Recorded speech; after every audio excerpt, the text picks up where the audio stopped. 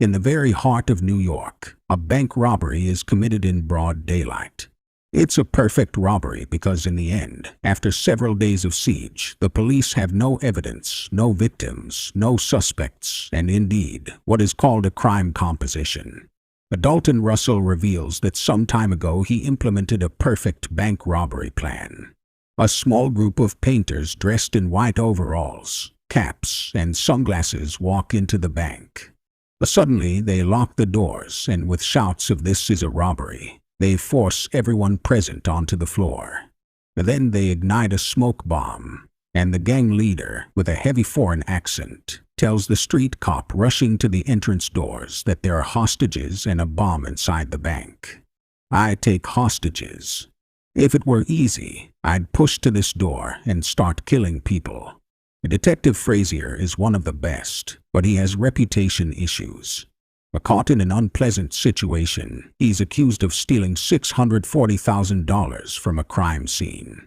However, he didn't take anything. A drug dealer, trying to save his own skin, simply sets him up. The task of negotiating with the robbers is entrusted to him and his partner, and they are dispatched to the scene. Mr. Arthur Case, the bank owner, is informed about the attack on their branch. At first, he is not too upset, but when they tell him that it's branch number 32, he immediately becomes nervous. The arriving police squad, led by Detective Frazier, finds out that the bank's surveillance cameras were disabled a minute before the robbery. The police don't know how many hostages are in the bank, how many robbers, or what is happening there. Meanwhile, the robbers gather all the customers and employees and make them first surrender all their keys and mobile phones, and then strip down to their underwear and put on identical blue overalls. The hostages are also required to wear special sleep masks over their eyes. One of the hostages begins to feel unwell. He says he's having trouble breathing and he has cardiac asthma. Without thinking twice, the robbers let him go. Bank owner Arthur Case finds himself a representative with exceptional authority, Madeline White. The owner tells her that it is extremely important to him to preserve safety deposit box number 392, and he would prefer that no one touch it. Madeline asks him to tell her what's inside, but Case says that what is inside is of value exclusively to him and poses no danger to anyone else. White tells him that the people she is going to negotiate with are armed, and she can't promise anything. But she takes on the task. In between all this, we are constantly shown interrogation scenes of the hostages, which happen after these robbery events. Meanwhile, the robbers are doing construction work inside the bank. Detective Frazier calls the criminals on the phone, but the gang leader does not pick up. The police say the cameras were turned off at around 10 o'clock, and for 2 minutes they don't know who was going in and out of the bank. A couple of hours later, they release another hostage with a message about their demands. They are asking for 2 buses and a refueled plane at Kennedy Airport. The authorities have until 9 p.m., after which they will start killing 1 hostage per hour on camera. There's C4 plastic explosive in the bank, and they will detonate it if the police get too close. After a while, the bank doors open again, and the robbers announce that 50 hungry people need food and water. The police decide to send them pizza and plant a listening device to understand the situation inside and possibly find out something.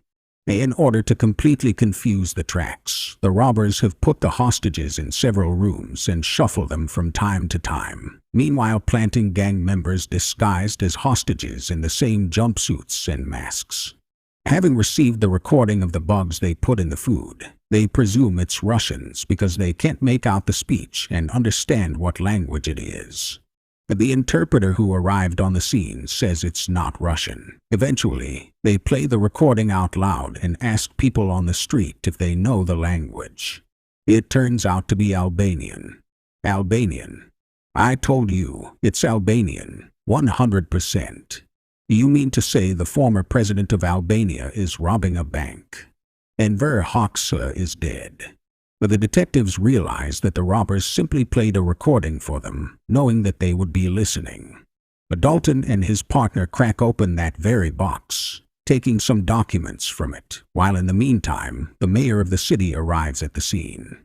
But the mayor introduces Madeline White to Frazier and asks the detectives to allow her to participate in the process, reminding him of his case with Madrugada, where $140,000 disappeared during the arrest, hinting that the woman should be granted full authority on the spot. But the detective finally gets through to the gang leader, and they manage to talk. Dalton says that if Frazier doesn't get what they need by the specified time, he'll need to order a hearse. But by evening, Madeline White gets inside the bank thanks to the detective and talks to the leader. It turns out that the bank's founder amassed his fortune by collaborating with the Nazis during World War II. The documents testifying to his wartime connections, diamonds, and an exceptionally valuable ring were stored in bank locker number 392. But Dalton was hunting specifically for the documents, deciding to keep them and perhaps later blackmail the bank owner with them. He refuses Madeline's offer to hand over the contents and subsequently receive $2 million in freedom, saying that he will get everything he wants anyway, leaving this bank through the front door. But Frazier tries to find out what the conversation was about, and Madeline says that whatever he does, he won't start killing. A man is not a murderer until he has killed someone. You never know what a person is capable of if cornered. Frazier says they've been constantly trying to buy time, but realizes that it's the robbers themselves who are stalling. He gives them a deadline. They don't make it. He gives them extra time. But the detective calls the bank and wants to make sure all the hostages are alive. Once inside and realizing that the hostages are okay, the cop tells Dalton that there will be a raid soon, but Dalton thinks this is nonsense. And no one will order a raid as long as all the hostages are alive and there is no threat to their safety. On his way out of the bank, Frazier at some point attacks Dalton, but an accomplice manages to run up and the fight ends quickly. After some time, Dalton calls the detective and asks him to look at his surveillance camera. But the police watch as they shoot a hostage in the head. After what happened, the head of the police department arrives and says that the case has gone too far. A hostage is killed, and Frazier is stripped of his authority to lead the operation, and it is handed over to Darius, who leads a special forces team. The police begin to plan the assault. As a result, they realize it will be very difficult for them to tell where the robbers are and where the hostages are until they start shooting. And even if there's no booby trap, it's going to be a hell of a mess. In the end, they decide to use rubber bullets. At this point, Frazier realizes that things are not as they seem. But the robbers don't need a plane, and he wonders why they were stalling. He finds a listening device in the box with the first message and realizes that all this time the robbers have been listening to the police and knew everything. But Frazier tells Darius that the assault must be called off. But unfortunately, he doesn't make it in time, and the SWAT team blows up the bank's main doors.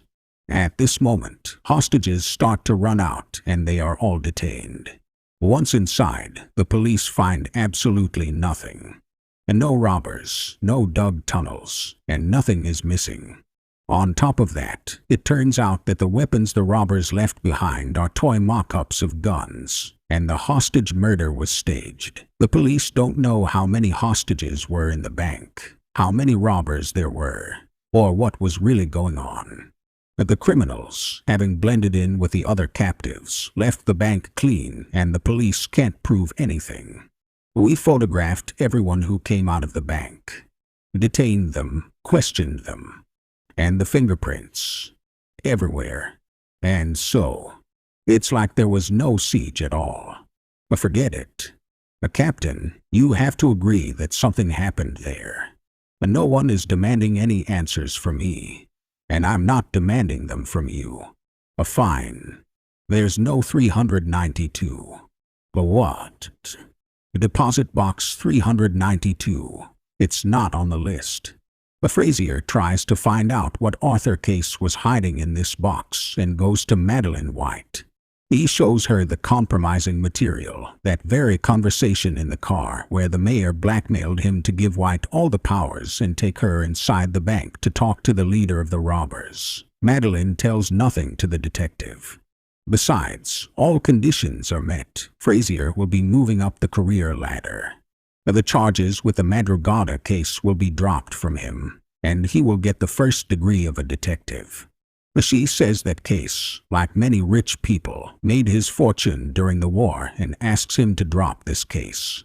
Madeline herself goes to Case and tells him that the detective turned out to be very smart. She has accelerated his career, and now he is under control. The bank owner is interested in where the envelope with the documents is, to which White says that the robbers took everything from the box. If they blackmail Case, he will simply have to pay, and he will get his envelope back. But the bank owner says he is satisfied with everything. However, White says that this is nonsense. But the robbers left the bank, not taking a dollar from the vault. Therefore, there was something else in the box besides the documents. And this something else turns out to be diamonds and an extremely rare Cartier ring. This ring belonged to the wife of a French banker. Arthur was a friend of this family, a family of French Jews. During World War II, they were sent to a concentration camp. A Case could have helped them, having huge connections. However, in his words, the Germans paid well. Arthur Case sold his soul, taking too close to the phrase of Baron Rothschild, which said that when blood is flowing in the streets, it's time to buy property. Meanwhile, at the request of Detective Frazier, they open box 392 in the bank, but it turns out to be empty, except for trash and a ring with a note left by Dalton. Following the ring, the essence of the robbers' plan was that the leader Dalton Russell remained inside the bank building. But the robbers slightly rebuilt the bank's utility room and organized a secret refuge there, where he stayed for a week. The other criminals, mingling with other hostages, cleanly left the bank building. Dalton emerged from his hideout a week later, but the bank had already resumed its usual operations. Blending in with the bank's customers, Dalton calmly exited through the front door, as he had previously promised Detective Frazier and Madeline White, encountering Frazier in the process, who had just come to inspect that very box number 392. As a result, it's a perfect heist in which there are no clues, no victims, and no crime committed. But the case itself is closed. But the robbers got their loot, extracting diamonds and documents from the safe deposit box that could help them secure practically any sum of money at any time. And the bank owner himself, Arthur Case, will never report the loss, avoiding scrutiny into his past to preserve his reputation. In the final moments of the film, we see Frazier return home where his beloved girlfriend is waiting for him. He finds a diamond in his pocket. But Dalton, when leaving the bank, seemed to know that he would encounter the detective and slipped the gem into his pocket. Earlier, when Frazier entered the bank during the heist, the detective told Dalton that he has a girlfriend, he wants to marry her, but he's poor. But Frazier asked the leader if he too should rob a bank to fix his life, to which Dalton replied that money isn't the most important thing, something we see in the end. Money was not the main reason they orchestrated the heist. But the phrase had two meanings. It had answered Frazier's question about what the robber is after, and it responded to his story about poverty and love.